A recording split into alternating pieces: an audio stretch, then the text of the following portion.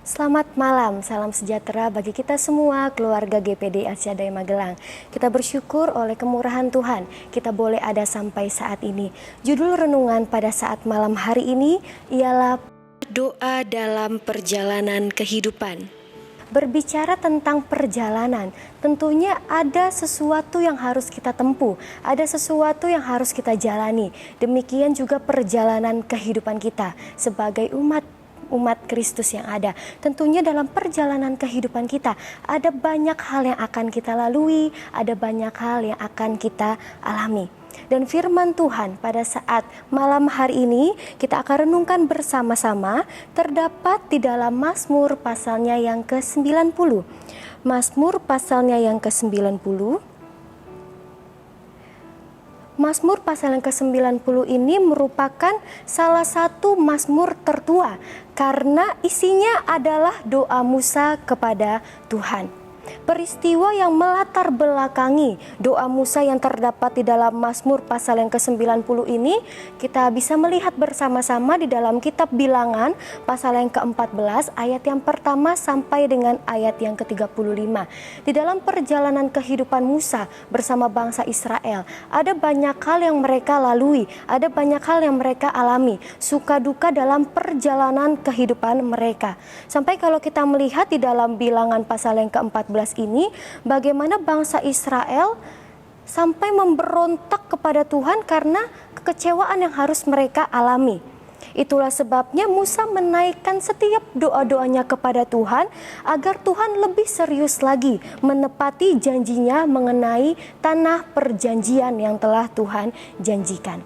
Dan kita dapat belajar bersama-sama di dalam Mazmur pasal yang ke-90 ini.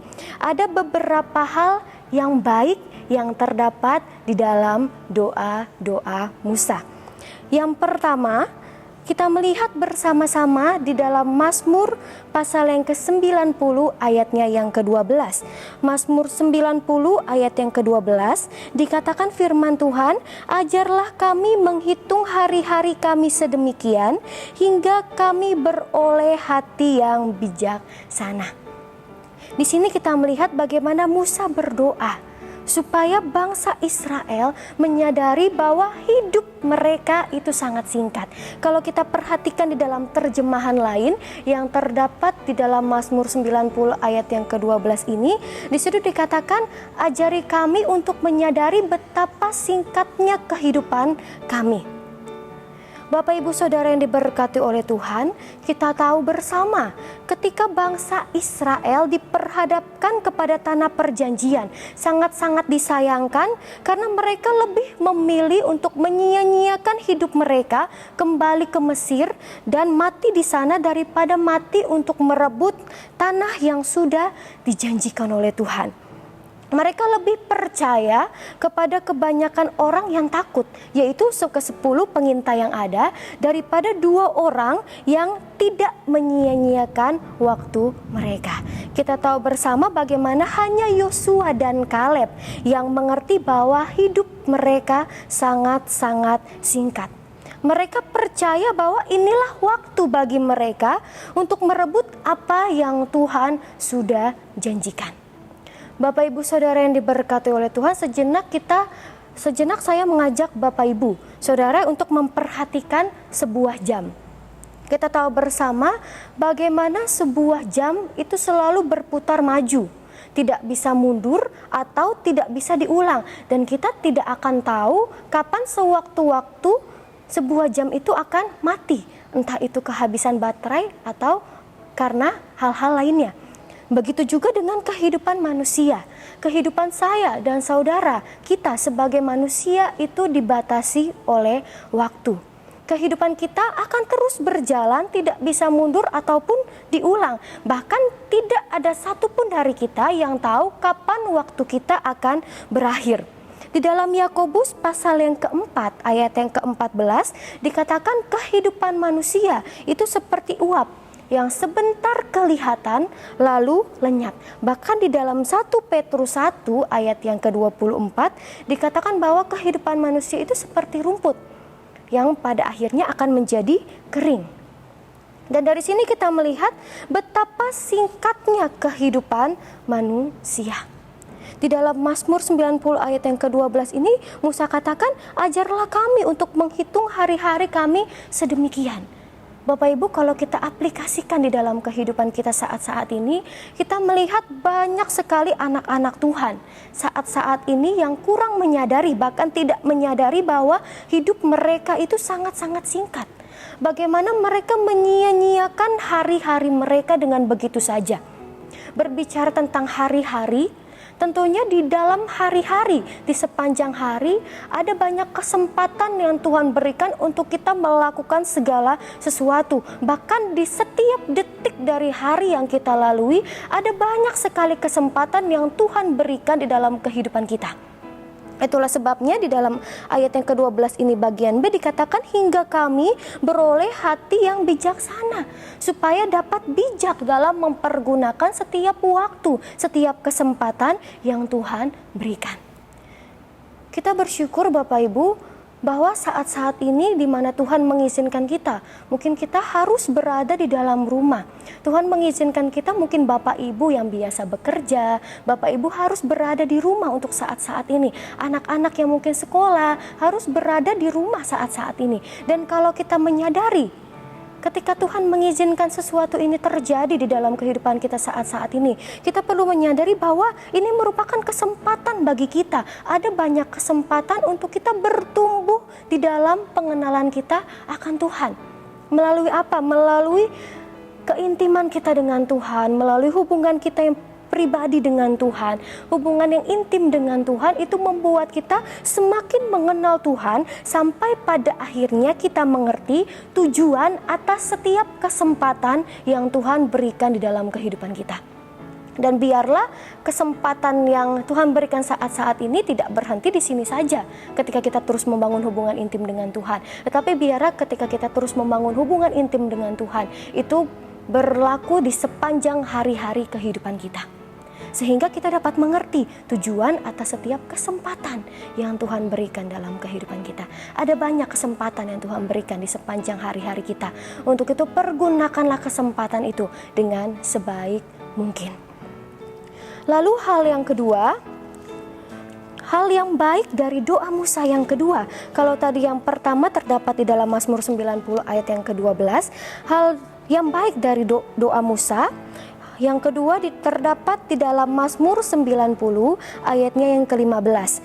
Di situ dikatakan, buatlah kami bersukacita seimbang dengan hari-hari Engkau menindas kami, seimbang dengan tahun-tahun kami mengalami celaka. Hal baik yang kedua dari doa Musa, bagaimana Musa memohon berkat bagi bangsa Israel.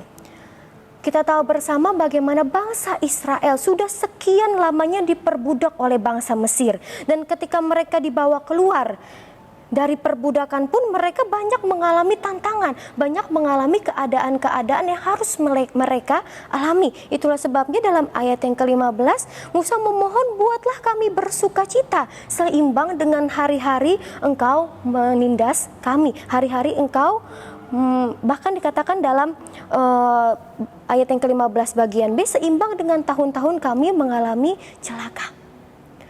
Bapak Ibu Saudara yang diberkati oleh Tuhan, tidak salah ketika kita meminta berkat Tuhan. Yang salah itu apabila kita menginginkan berkat, meminta berkat untuk kita nikmati di luar Tuhan, untuk memuaskan hawa nafsu kita. Itu baru merupakan hal yang salah. Di dalam Amsal 10 ayat yang ke-22, bagaimana dikatakan berkat Tuhan itu menjadikan kita kaya.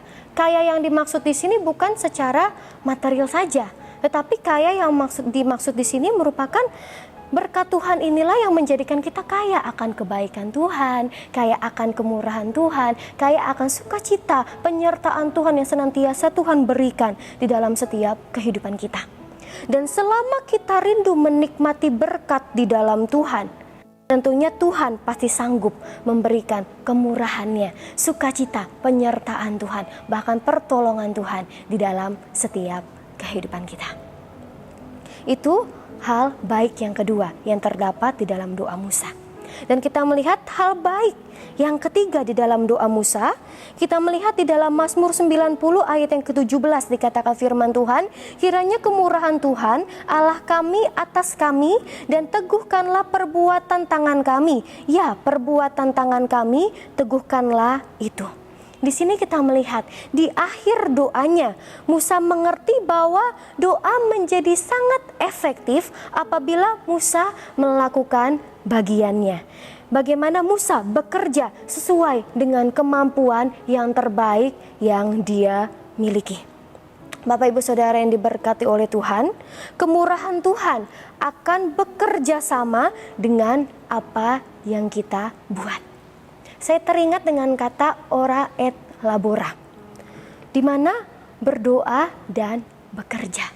Ketika kita berdoa, tentunya kita bukan hanya sekedar memohon tanpa kita melakukan apa-apa. Tentunya ketika kita berdoa harus juga ada usaha yang kita lakukan. Lakukanlah apa yang menjadi bagian kita yang terbaik yang seharusnya kita lakukan.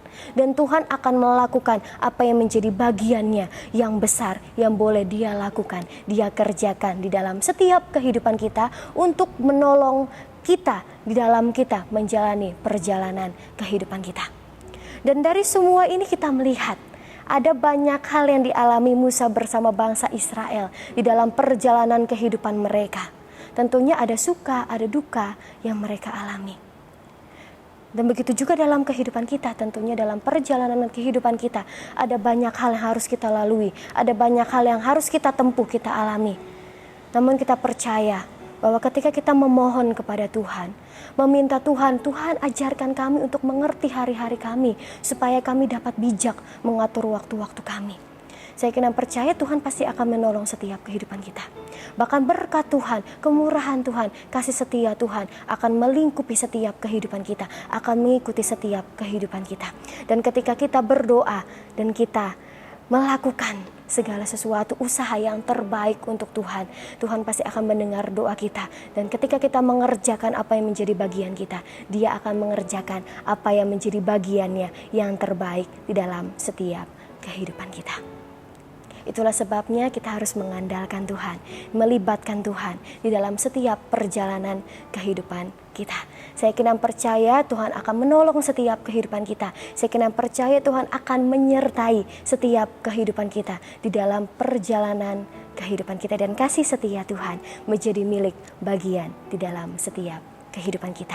Puji nama Tuhan, firman Tuhan pada saat malam hari ini, biarlah kita boleh renungkan kebenaran firman Tuhan ini bahwa hidup kita ini sangat-sangat singkat. Itulah sebabnya kita harus mempergunakan dengan sebaik-baik mungkin dalam kita menjalani perjalanan kehidupan kita bersama-sama dengan Tuhan. Tuhan tolong kita semua. Kita akan mengakhiri dengan doa. Haleluya, terima kasih Tuhan Yesus yang baik. Kami mengucap syukur atas kasih setia Tuhan yang besar dalam kehidupan kami yang boleh kami rasakan di dalam perjalanan kehidupan kami. Kami tahu akan ada banyak hal-hal yang kami hadapi, akan ada banyak hal yang akan kami lalui. Namun kami percaya Tuhan ketika kami mau berjalan bersama-sama dengan Tuhan, mau melibatkan Tuhan di dalam setiap kehidupan kami memohon, meminta pertolongan yang daripada Tuhan. Kami percaya bahwa Engkau Allah yang selalu menyertai kami, menolong setiap kehidupan kami dan tidak pernah meninggalkan setiap kehidupan kami. Kami bersyukur biarlah firman Tuhan yang kami dengar boleh menjadi rema di dalam setiap kehidupan kami. Dan kalau sebentar kami akan beristirahat, Tuhan kiranya sertai peristirahatan kami di sepanjang malam ini. Bangunkan kami pada pagi hari dengan tubuh yang sehat, tubuh yang kuat, dan tubuh yang sehat yang kuat ini kami boleh terus kami pakai untuk kami melayani Tuhan, untuk kami mengiring akan Tuhan. Kami mengucap syukur dan menyerahkan semuanya ke dalam tangan Tuhan, hanya di dalam nama Tuhan Yesus Kristus. Haleluya, amin.